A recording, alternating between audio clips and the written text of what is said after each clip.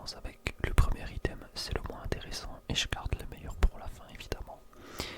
On commence avec une petite Nintendo 2DS rouge translucide qui vient tout simplement du pack avec Ruby Omega, Pokémon Ruby Omega, qui est sorti en 2014, donc ça date, ça fait 10 ans que le coffret est sorti.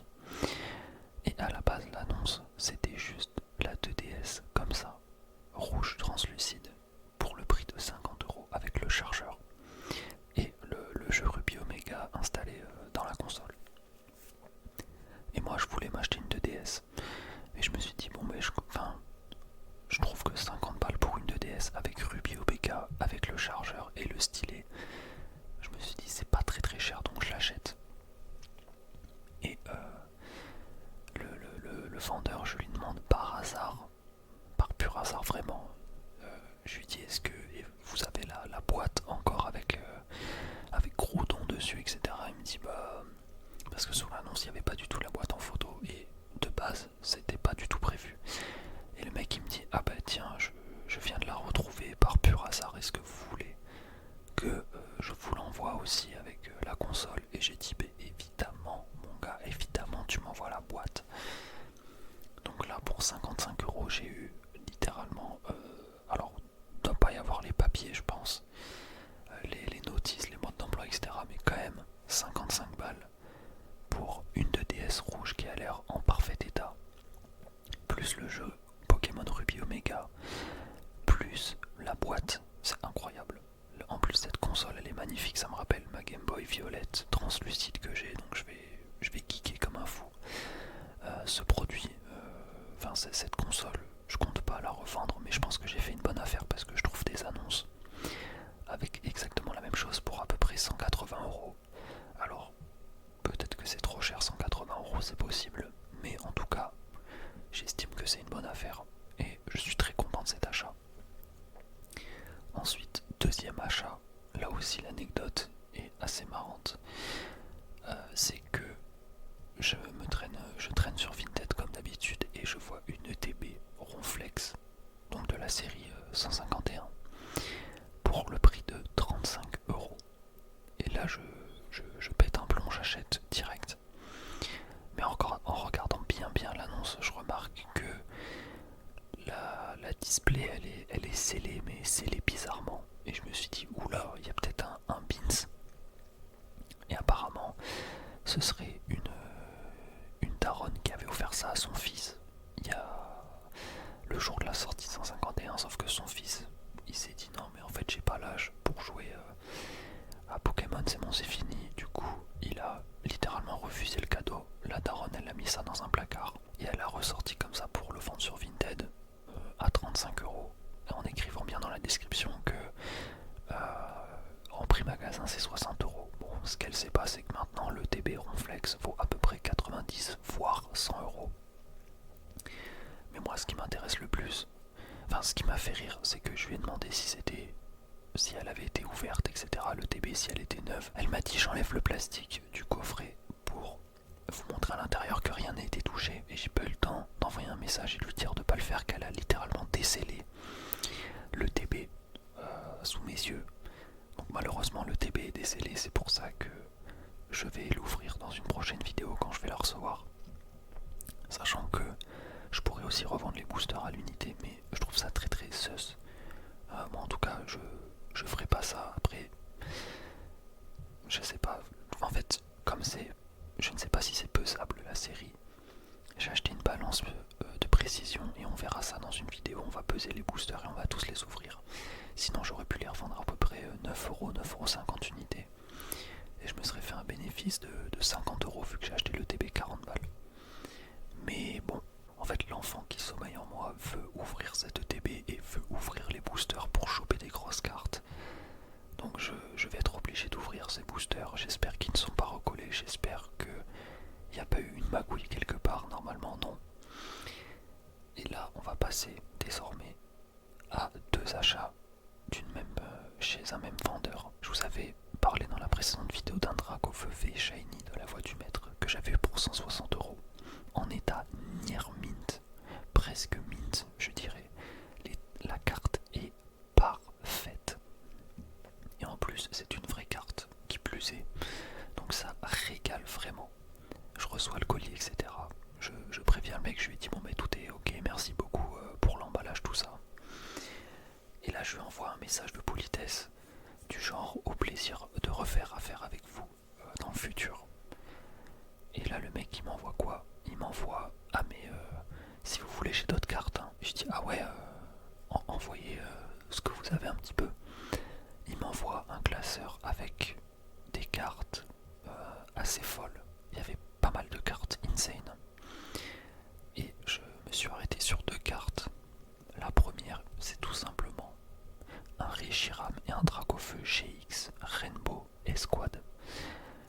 série Alliance Infaillible.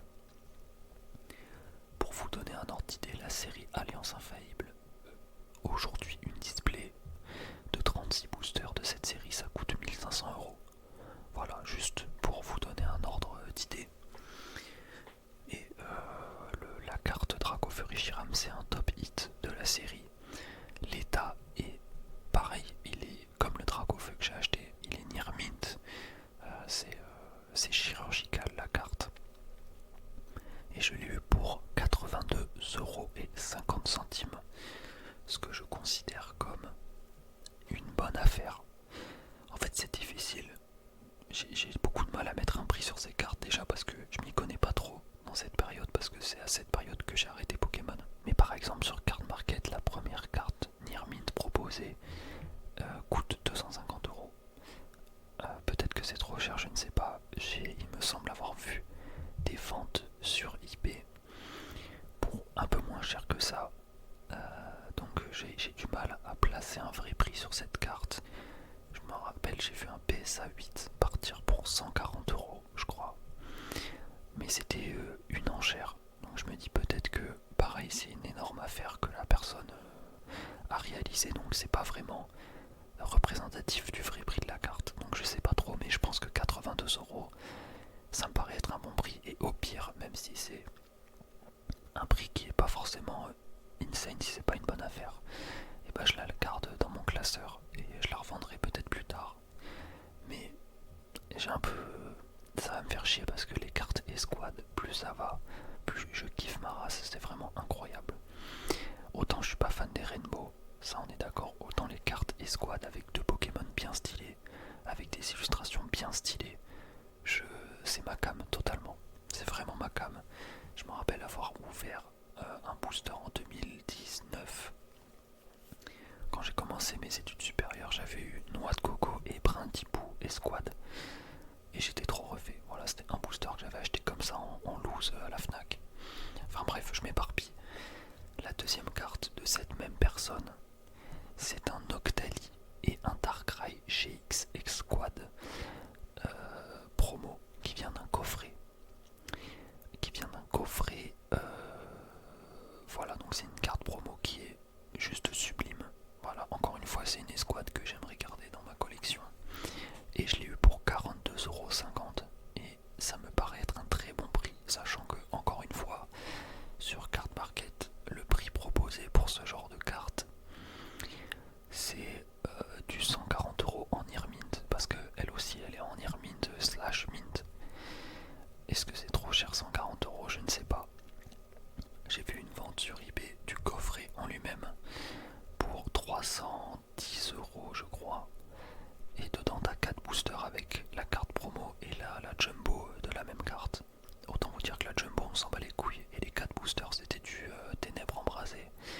Et ça pareil, autant vous dire que ça coûte 10€ unité sur Card Market, non trié, non pesé. Donc c'est pas ces boosters là qui font la valeur du coffret, mais c'est bien la carte promo. Donc je me dis que c'est potentiellement une bonne affaire. En tout cas je suis plus sûr du fait que ce soit une bonne affaire sur la Noctali que sur le Reshiram et Dracofeu GX. Après si vous avez potentiellement des prix à me dire sur ces cartes, en vrai n'hésitez pas à me dire dans les commentaires, pour de vrai je suis intéressé.